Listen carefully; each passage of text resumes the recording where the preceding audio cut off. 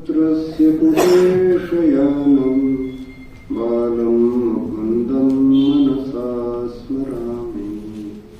ॐ शान्तिः शान्तिः शान्तिः।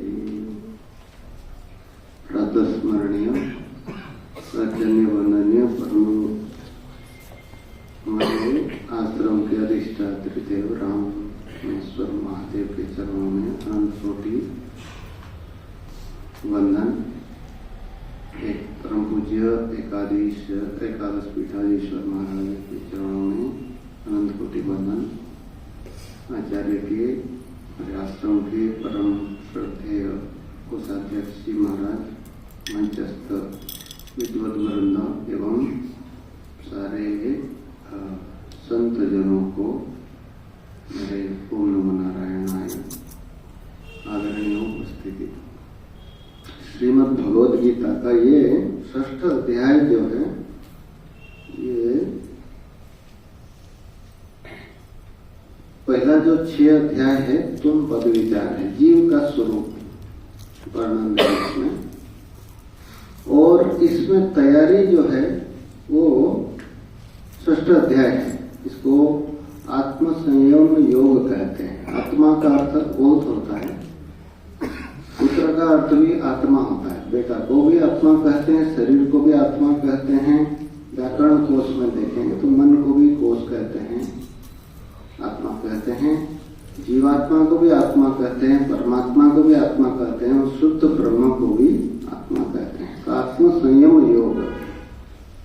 तो यहाँ शरीर, इंद्रियां और मन,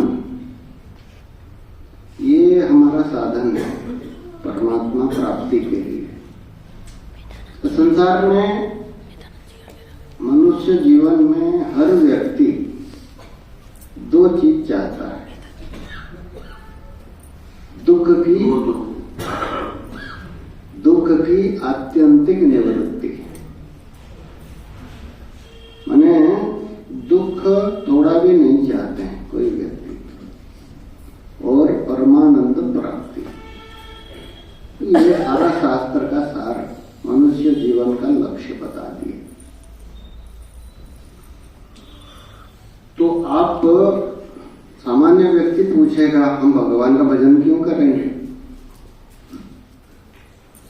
तो कोई शिष्य गुरु जी से पूछ लिए ओंकारेश्वर में, तो बोले मूर्ख कहेगा जो दुख की आत्यंतिक निवृत्ति परमानंद स्वरूप जो है वही भगवान है, वही हर व्यक्ति चाहते हैं। तो यहां बताए, जब भगवान 2 अध्याय में बताए तम विद्या दुख संयोगम वियोगम योग संगीतम। जो वियोग है उसको योग कहते हैं। तो उल्टा बात है ना, जैसे है ना, आज चल रहा था प्रसंग, तो बोलते हैं चलती को गाड़ी काहे बोलते हैं। जो चल रही गाड़ी जमीन में गाड़ा जाता है, खंबा गाड़ा जाता है। चलती को गाड़ी कहें, असली चीज को खोया, और दूध को गर्म करके उसको खोया बोलते हैं, तो असली माल है, पानी तो निकल गया। रंगी को नारंगी कहें और देख कबीरा रोया, ऐसी बात नहीं है। संसार का वियोग मतलब दुख का वियोग है, उसी को योग कहते हैं। भगवान 2 अध्याय में बताया तम विद्या दुख संयोग वियोग। दुख के साथ हमारा जो संयोग हुआ है, दुख से वियोग होना, वही योग है। तो इसलिए जो पतंजलि योग दर्शन के ऊपर बताए हमारे संतों ने, शरीर, इंद्रियां और मन का जो, तो यहां प्रारंभ करते हैं कहां? आपको बद्रीनाथ यात्रा करना है तो जहां खड़े हैं उसी से प्रारंभ करना पड़ता है। तो मनुष्य का स्वभाव है, स्वार्थी हैं हम स्वाभाविक रूप से। देवता हो, चाहे मनुष्य हो, चाहे राक्षस हो, चाहे पशु हो, पक्षी हो। इस शास्त्र का एक नियम है, प्रयोजनम अनुद्देश्य मंदोपि न प्रवर्तते। बिना मतलब का हम एक उंगली भी नहीं उठाते हैं। जब बैठे हैं इधर से उधर हुआ, मतलब थोड़ा कष्ट हुआ इसी से हटने के लिए, रास्ते में देखिए कोई व्यक्ति इधर से उधर जा रहा है तो कुछ मतलब है इसलिए जा रहा है, चाहे सिनेमा हॉल जा रहा हो, चाहे कुछ करने के लिए जा रहा हो, तो वही व्यक्ति इधर से उधर आ रहा है, दूसरा व्यक्ति, तो सबका कुछ न कुछ प्रयोजन है। जब हम स्वार्थ से प्रेरित होकर के कुछ कर्म करते हैं, हमारा राग और द्वेष से प्रेरित होकर के कर्म करते हैं, और यही दो बंधन है हमारा, यही बंधन है। जब तक राग द्वेष है तब हम संसार में बंधे हुए हैं। इसीलिए जब यही कर्म ही साधन है, जैसे बताए, जैसे एक रिमोट में दो स्विच होता है, एक लाल होता है, एक हरा होता है। तो हरा को दबाने से आपका टेलीविजन चालू हो जाती है जो, और लाल को दबा तो बंद हो जाती है। ठीक वैसे कर्म तो सबके पास है, जब सकाम भाव से करते हैं बंधन में पड़ जाते हैं। तो जब यही इसी का रहस्य है, भगवान 18वां अध्याय में आखिर में बताते हैं, स्वे स्वे कर्मण निविरत संसिद्धि लभते न।